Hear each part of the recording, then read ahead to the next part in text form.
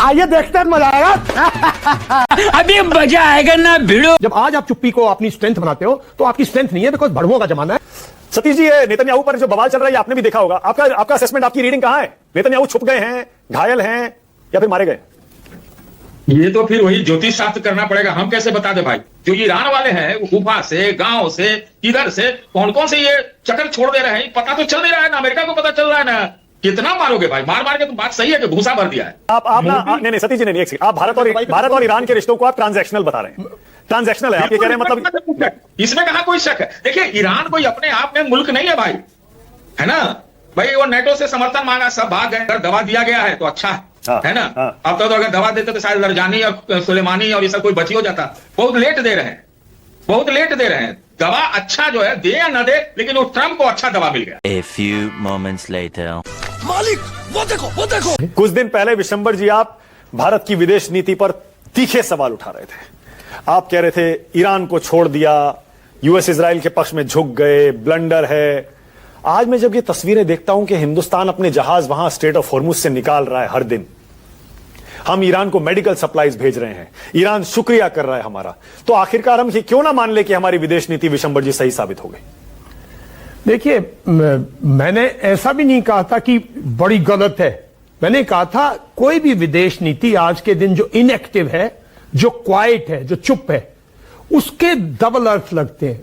पर पुराने जमाने में जब स्टेट्समैन रूल करते थे वर्ल्ड में, तो चुप्पी का मतलब था कि एक्सेप्टेंस नहीं है। जब आज आप चुप्पी को अपनी स्ट्रेंथ बनाते हो तो आपकी स्ट्रेंथ नहीं है, बिकॉज भड़वों का जमाना है।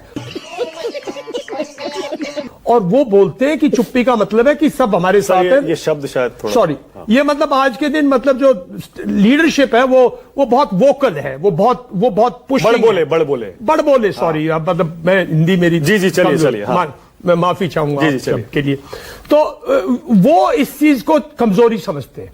मेरा सिर्फ इतना सा मीनिंग था कि देखिए, अगर आप रियल टर्म्स में देखें तो ये लड़ाई जो है, ये सबसे ज्यादा नुकसान इसका अमेरिका को नहीं है, इसका यूरोप को नहीं है, इसका सबसे ज्यादा नुकसान साउथ ईस्ट एशिया को है। मैं पहले दिन से कह रहा हूं। और साउथ ईस्ट एशिया में 140 करोड़ लोग हमारे हैं। बात तो सही है। और हमारे साथ चाइना भी है और भी बड़ी बड़ी कंट्रीज हैं।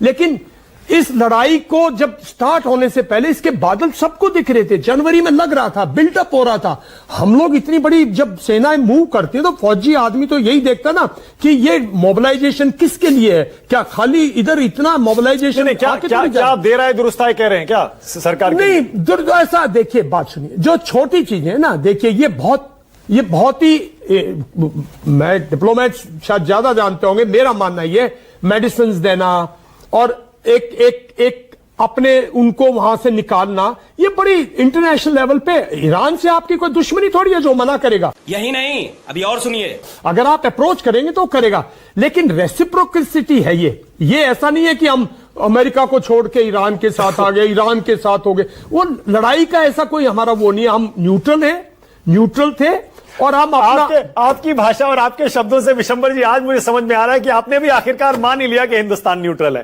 आपने न्यूट्रल शब्द का इस्तेमाल किया। आपने कहा शुरू के दिनों में हिंदुस्तान झुक रहा था। देखिए बात, अगर आप कहते ना कि हम तो पीस के पक्ष में हैं, सारी दुनिया पीस के पक्ष में यार। आपने पीस को वायलेट होने से पहले क्या किया? मैं सिर्फ ये कह रहा था कि भाई, अगर जो देश ये नहीं कह रहे कि अमेरिका ने वायलेट की है, इंटरनेशनल और यूएन चार्टर को वायलेट किया है और अमेरिका ने वॉर स्टार्ट किया है एक ऐसे इलाके में जो इतना डेलिकेट है, जिसके इंप्लीकेशन, जिसका असर दुनिया पे पड़ेगा। तू समझा? हाँ। नहीं, तू समझा नहीं। एक इतना सेंसिटिव इलाके की आपने स्टेबिलिटी को, उसकी जो पीस है उसको डिमोलिश कर दिया और वहां हाहाकार मचा दी, तो दुनिया पे इसका असर पड़ेगा। ये एक कंडमनेशन में वही तो कह रहा, सर अकेले खड़ा है, यूएस भी अकेले खड़ा है, इजराइल भी अकेले खड़ा है, पूरी दुनिया उनके साथ नहीं है। स्टार्ट ही दोनों ने किया था, उनको किसी की जरूरत वो सही है। मैं स्टार्ट ही दोनों ने किया। वही तो कह रहा हूं कि इंडिया की फॉरेन पॉलिसी इस वॉर में, विदेश नीति, आखिरकार ऐसा लग रहा है आप भी मान रहे हैं सही साबित हो गई। सभी के साथ, फिर तो सभी की ठीक है, लड़ने दो, जब तक लड़ता है आपके दाम बढ़ते रहे, सबकी ठीक है। कोई कोई अब थोड़ी सुन रहा है, कोई अमेरिका अब किसी की सुनेगा थोड़ी। अब अमेरिका अपने ढंग से एग्जिट करेगा ना। जब लड़ाई स्टार्ट नहीं हुई थी सर, दीपक वोरा हमारे साथ हैं। देखिए, मैं दीपक जी का बड़ा रिस्पेक्ट, नहीं, मैं दूसरी बात बता रहा हूं, मैं दूसरी बात बता रहा हूं। जो फिनलैंड के राष्ट्राध्यक्ष हैं, उनका कहना है कि अगर इस लड़ाई को अब कोई रोक सकता है, रुकवा सकता है, सीज फायर करवा सकता है, तो वो भारत है। अरे हम तो फकीर आदमी हैं। अरे ये गल्फ हम ऐसी कंट्रीज पोजीशन में आ गए हैं जहां हम इसको रुकवा सकते हैं। ये गल्फ कंट्रीज हैं जो इसको रुकवा सकती हैं। सऊदी अरेबिया, यूएई, ये खुद रुकवाएंगे। अगर वरना अब वो किसके अपने एग्जिट प्लान होगी, उसके हिसाब से एग्जिट करेगा। इसीलिए तो वो ग्राउंड पे नहीं आया। आज के दिन लड़ाई क्या है देखिए मानक, जब फोर्सेस, बार बार कह रहे हो ग्राउंड, जब फोर्सेस ग्राउंड पे आ जाती ना, फिर एक बहुत डिफरेंट एग्जिट पॉलिसी है वॉर से। एग्जिट है ही नहीं। हाँ नहीं, आज के दिन बहुत इजी है। अगर मेरी बात सुनो, अगर आज अमेरिका बंद कर दे लड़ाई और बोले मैंने खोमेनी को मारना था, मार दिया, मैंने उनके वो डिस्ट्रॉय करने थे, कर दिए, उसको डिप्लीट करना था, कर दिया। जो इजराइल है, उसने जब से प्राइम मिनिस्टर बने नेतन्याहू, 6 बार ये लॉन मूविंग मतलब घास काटने वाली जो उसकी स्ट्रैटेजी है ना, ये 6 बार हमास पे इस्तेमाल कर चुका। ये गड़बड़ है बाबा।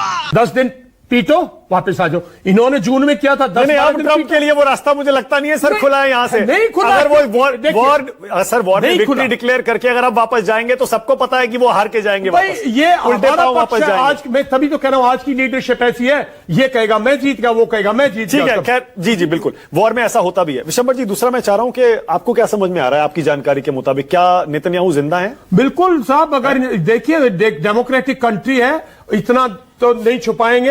अगर ईरान दूसरे दिन कह सकता है कि हमारे अयतुल्ला खोमेनी हमारे जो हेड है वो पब्लिकली डिक्लेयर करेगा, तो नेतन्याहू को कुछ भी ऐसा होने से कहीं से जरूर इंफॉर्मेशन लीक होगी। ऐसा नहीं छुपाएगा है, नहीं वो मेरे छुपा पाएगा भी नहीं। नहीं, वो किसी बंकर से अपना प्रोटेक्शन कर रहे हैं ना। लीडरशिप आज के दिन लीडरशिप बहुत प्रोटेक्ट करके लड़ाई लड़े, किसी बंकर में होंगे आराम से, उनको जरूर नहीं। कर्नल साहब, आपकी राय? मेरा मानना नहीं कि कर्नल साहब जिंदा हैं नेतन्याहू? मेरे ख्याल से नेतन्याहू जिंदा हैं। मैं नहीं मानता।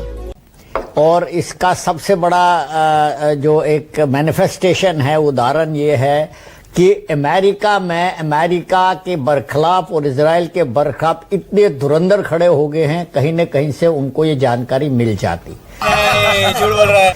सतीश के सिंह को पहले ला रहा हूं। सतीश जी, ये नेतन्याहू पर जो बवाल चल रहा है, ये आपने भी देखा होगा। आपका असेसमेंट, आपकी रीडिंग कहां है?